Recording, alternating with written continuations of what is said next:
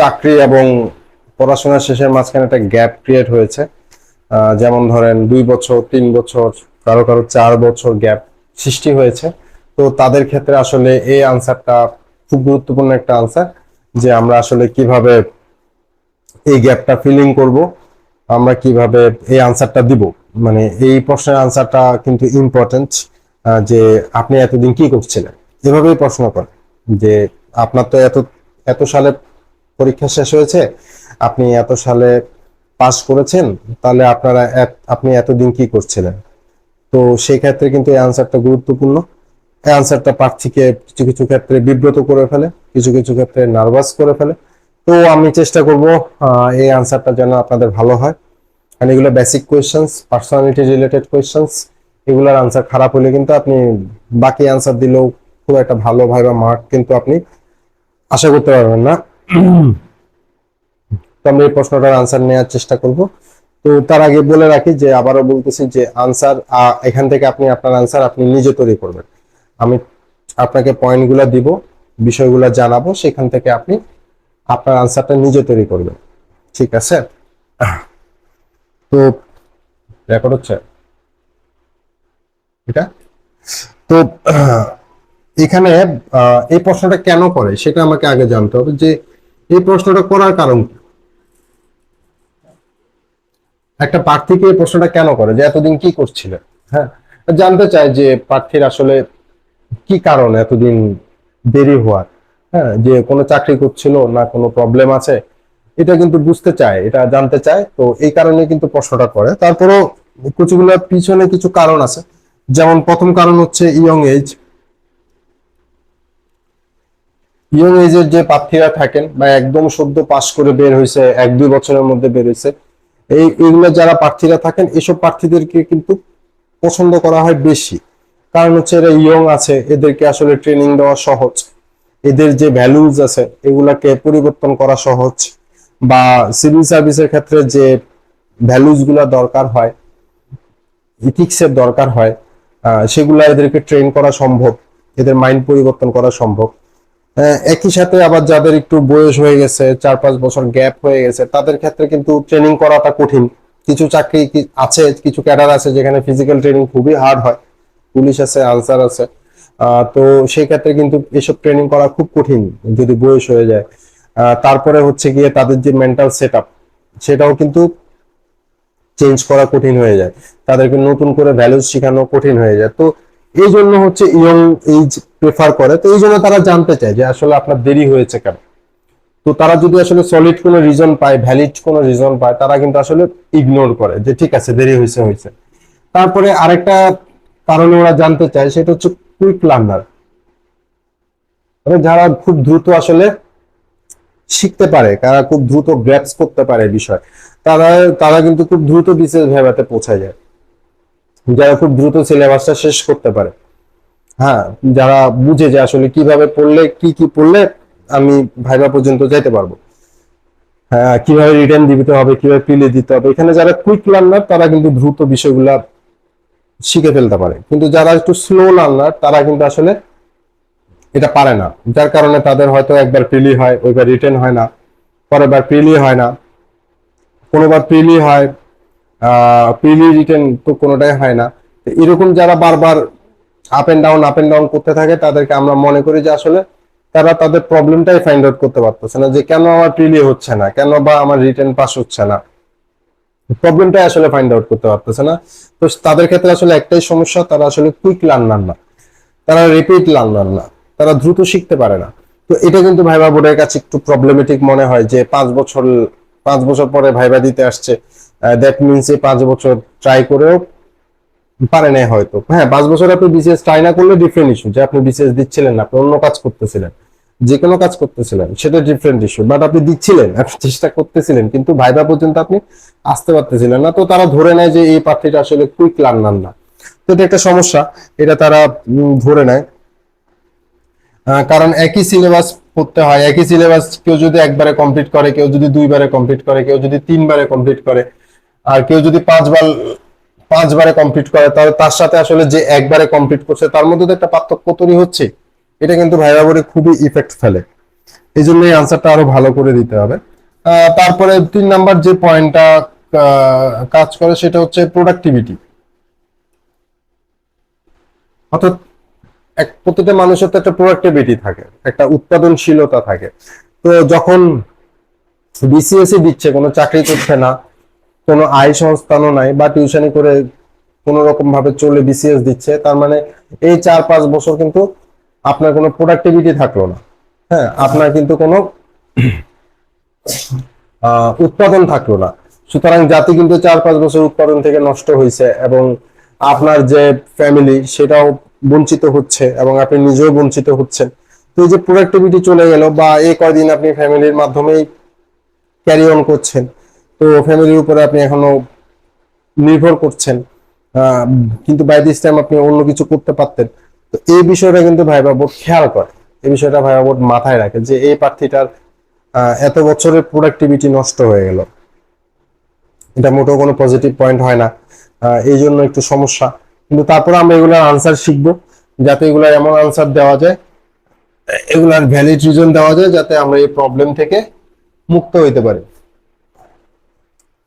তো প্রথমে দেখতে হবে যে গ্যাপটা আসলে কত। গ্যাপটা কি 1 থেকে 2 বছরের, নাকি 2 থেকে 3 বছরের, না 3 থেকে 4 বছরের, না 4 থেকে 5 বছরের গ্যাপ।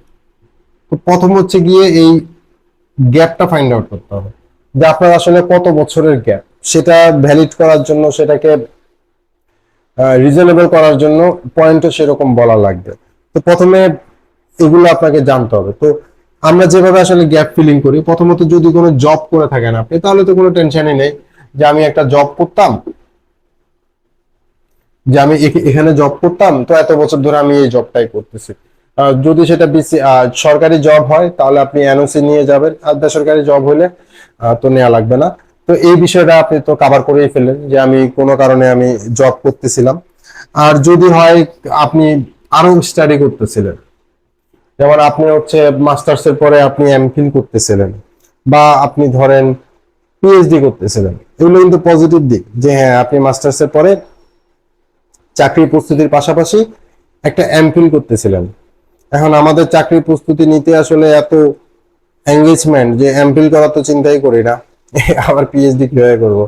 তো যাই হোক, যদি কোনো আপনি স্টাডিতে থাকেন তাহলে কিন্তু অবশ্যই সেটা আপনি বলতে পারবেন, এটা পজিটিভ দিক, এটাতে আপনার প্রবলেমটা সলভ হয়ে যাবে।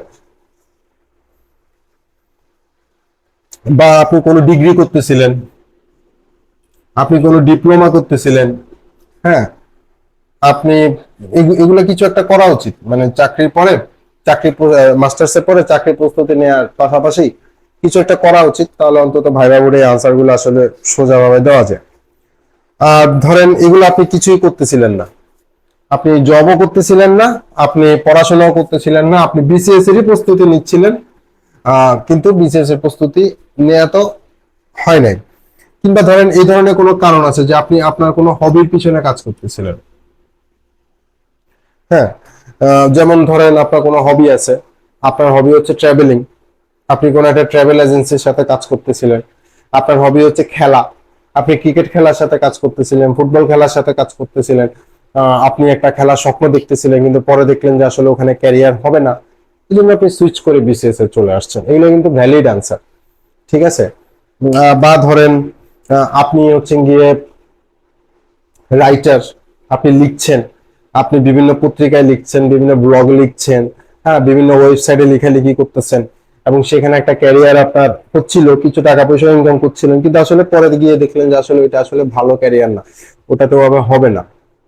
এই জন্য আপনি আবার বিসিএস এ ব্যাক করছেন, এই জন্য মাঝখানে 3 থেকে 5 বছর সময় লেগে গেছে। এগুলো কিন্তু ভ্যালিড রিজন, এগুলো ভাইবা করে বলতে হবে যে আমি এই কাজ করতেছিলাম, কিন্তু সেখানে আসলে আমার ক্যারিয়ার হয় না। আমি এই পত্রিকার কলামে লিখতাম, বা ওই ব্লগে লিখতাম, বা ওই ওয়েবসাইট আছে আমার লেখার, হ্যাঁ, বা আমি গ্রুপিং করতাম, বা আমি এডিটোরিয়াল লিখতাম, বা আমি কারো পিএইচডি থিসিস পেপার লিখতাম। এই ধরনের যেগুলা কাজ আছে, যেগুলো পড়ালেখার সাথে সংশ্লিষ্ট, লেখালেখির সাথে সংশ্লিষ্ট, ক্রিয়েটিভিটির সাথে সংশ্লিষ্ট, সে কাজগুলো কিন্তু আপনি বলবেন যদি আপনি করে থাকেন, ঠিক আছে। এখন ধরেন, বা ফাইনালি আপনি যদি এগুলো কিছুই করে না থাকেন, আপনি বলতে পারেন যে আমি একটা স্টার্ট আপ করছিলাম, একটা এন্টারপ্রেনারশিপ ছিল, আমার একটা প্রতিষ্ঠান ছিল, আমার একটা ব্যবসা ছিল, আমি সেটা চেষ্টা করতেছিলাম।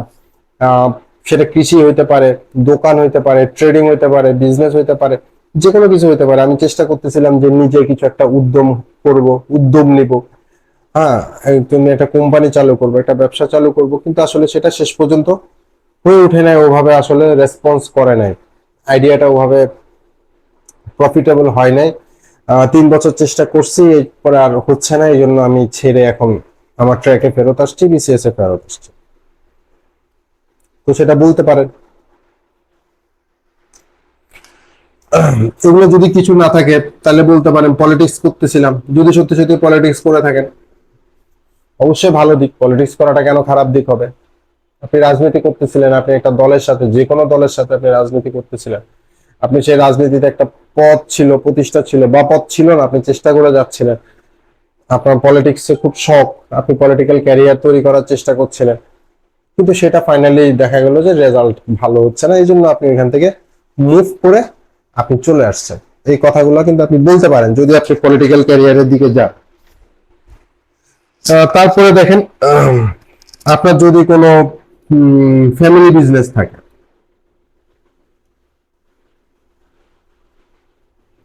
আপনার যদি নিজস্ব কোনো ফ্যামিলি বিজনেস থাকে, পরিবারের কোনো বিজনেস থাকে, যে বিজনেস আপনি সময় দিচ্ছিলেন, কিন্তু আপনি ওখানে 1-2 বছর সময় দিয়েছেন, কিন্তু পরে দেখলেন যে আসলে এই বিজনেসটার যে স্ট্রাকচার, সেখানে আপনি আসলে ইন্টারেস্ট ফিল করতেছেন না, যার জন্য ফ্যামিলির অনুমতি নিয়ে ওই বিজনেস থেকে সরে আপনি এখন বিসিএস এ বা সিভিল সার্ভিসে বা অন্য কোনো জবে আপনি চেষ্টা করতেছেন। আপনি এটা বলতে পারেন যদি আপনার ফ্যামিলি বিজনেস থাকে।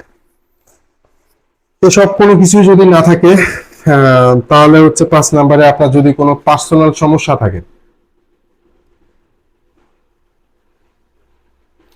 আপনার যদি কোনো পার্সোনাল প্রবলেম থাকে বা ফ্যামিলিতে যদি কোনো প্রবলেম থাকে, ঈশ্বর না করুক, সৃষ্টিকর্তা না করুক, অনেক সময় হয় এরকম, যে বাবা মরে, বাবা বা কেউ একজন গত হন, বা ব্যক্তিগত কোনো একটা রিলেশনশিপে প্রবলেম হয়ে যায়, বা কোনো একটা ফ্যামিলি প্রবলেম, একটা বড় সড়ো সোশ্যাল ক্রাইসিস দেখা দেয়, ফ্যামিলি ক্রাইসিস দেখা দেয়, বা ব্যক্তিগত জীবনে ক্রাইসিস দেখা দেয়, যার কারণে ডিপ্রেশনে চলে যেতে হয়, আহ, যার কারণে হচ্ছে কোনো কিছু প্রতি কনসেন্ট্রেশন করা যায় না, তখন আসলে পিসিএস টিসিএস আসলে হয় না। তো এটা যদি এরকম কোনো সিচুয়েশন যদি থাকে, তাহলে ইউ শুড স্পিক আপ। আপনাকে অবশ্যই বলে ফেলা উচিত যে না, এই ধরনের একটা সমস্যা ছিল, যেটা পুরোপুরি আমি বলতে চাচ্ছি না, বা সমস্যাটা ছিল এরকম, আমার ফ্যামিলি প্রবলেম বা পার্সোনাল প্রবলেম, আমি যেটার কারণে 2-3 বছর আমি কনসেন্ট্রেশন করতে পারি না আমার ক্যারিয়ারে, তার মানে যে আমি পরীক্ষা দিতে পারবো না, আমি ক্যারিয়ারে কনসেন্ট্রেশন করতে পারবো না, বিষয়টা তো এরকম না। প্রবলেম সলভ হয়ে গেছে, ডিপ্রেশন কেটে গেছে, এখন আমি আমি আবার আমার জীবনে চেষ্টা করতেছি কিছু একটা করার, নিজের পায়ে দাঁড়ানোর। তো এই কথাগুলো বলতে পারে। এবার ধরেন আমি এতগুলা পয়েন্ট বললাম, তার মধ্যে কোনোটাই নাই, হ্যাঁ, আর কিছুই হচ্ছে না, আপনি মধ্যে কিছুতেই কিছু মিলাইতে পারতেছেন না, কিন্তু আপনার এই প্রশ্ন স্টিল আপনার সামনে দাঁড়ায় আছে যে আপনি 4-5 বছর বা 3-4 বছর আপনি কি করছিলেন। ঠিক আছে, আর কোনো কিছু বলার নাই, আর কোনো কিছু করার নাই, তাহলে হচ্ছে গিয়ে মাপ চাইতে হবে, সত্যি কথা বলে ফেলতে হবে, কারণ আর মিথ্যার কোনো সুযোগ নেওয়া যাবে না। সেক্ষেত্রে আপনি বলতে পারেন যে আমি বিসিএস এরই প্রস্তুতি নিচ্ছিলাম, হ্যাঁ, আর পাশাপাশি আমি টিউশনস করছিলাম। তো বিসিএস এর প্রস্তুতি যদি নিয়েই থাকেন, তাহলে এত বছর কেন লাগলো? বা first attempt, second attempt, third অ্যাটেম্পের কি হইলো যে হইলো না? তখন কিন্তু এই প্রশ্নটা চলে আসবে সামনে। তো সেই ক্ষেত্রে আপনার জন্য যেটা বেটার আনসার হইতে পারে সেটা হচ্ছে যে প্রথম 1-2টা বিসিএস এ আমি ট্রাই করছি, এবং আমার ইচ্ছেই ছিল বিসিএস ক্যাডার হওয়া, আমি কোনো অন্য জবেরও চেষ্টা করি নাই, আমি পড়াশোনাই করতেছিলাম। কিন্তু প্রবলেমটা হচ্ছে যে আমি আসলে প্রপার গাইডেন্সটা পাই নাই, আমি প্রপারলি বুঝতে পারিনি আসলে বিসিএস কিভাবে পড়তে হয়, প্রপারলি আমি দেখতে পারি নাই। কে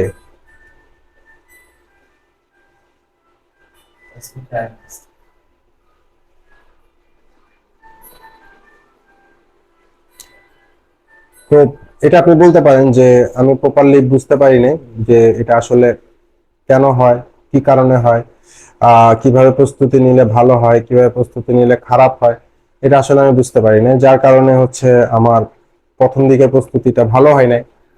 কিন্তু আমি আস্তে আস্তে গাইডেন্স পেয়েছি, প্রপার গাইডেন্স পেয়েছি, নিজে নিজে শিখেছি, তখন আসলে আমি প্রস্তুতি নিতে পেরেছি।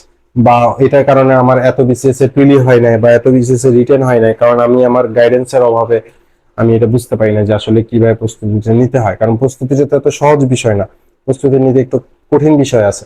তো সেইখানে প্রপারলি আপনি নিতে পারেন না, এটা আপনাকে স্বীকার করে ফেলতে হবে। এবং এটা স্বীকার করে ফেললে আপনার উপর থেকে বোঝা নেমে যাবে। কিন্তু যদি স্বীকার না করেন তাহলে আপনার উপরে কোয়েশ্চেন থেকেই যাবে। এবং এটা একটা ভাইটাল কোয়েশ্চেন যে আপনি এতদিন কি করছিলেন, সেটা আনসার যদি প্রপারলি দিতে না পারেন তাহলে এটা আপনার ভাইভাতে ভালো ইম্প্যাক্ট ফেলবে না। তো যাই হোক, আমরা পুরাটা আলোচনা করলাম যে কিভাবে জবের কথা বলতে হবে, কিভাবে স্টাডির কথা বলতে হবে, কিভাবে বিজনেসের কথা বলতে হবে, স্টার্ট আপের কথা বলতে হবে, কিছু না থাকলে যদি সত্যি সত্যি কোনো সমস্যা থাকে কিভাবে সমস্যার কথা বলতে হবে, আর যদি কিছুই না থাকে শুধুই প্রস্তুতি নিচ্ছেন তারপরও দেরি হয়ে গেছে, তাহলে কিভাবে স্বীকার করে নিতে হবে যে কেন বললেন না। তো এই বিষয়গুলো আপনারা খেয়াল রাখবেন, নিজস্ব নোট তৈরি করবেন প্রত্যেকটা প্রশ্নের। আহ, তাহলে আপনার একটা বেটার আনসার হবে, কারণ এই প্রশ্নগুলো প্রায় জিজ্ঞেস করে এবং জিজ্ঞেস করলে আপনাদের ভালো আনসার দেওয়া উচিত। ভালো আনসার দিলে আপনার মার্কস খুব ভালো ক্যারি করবে।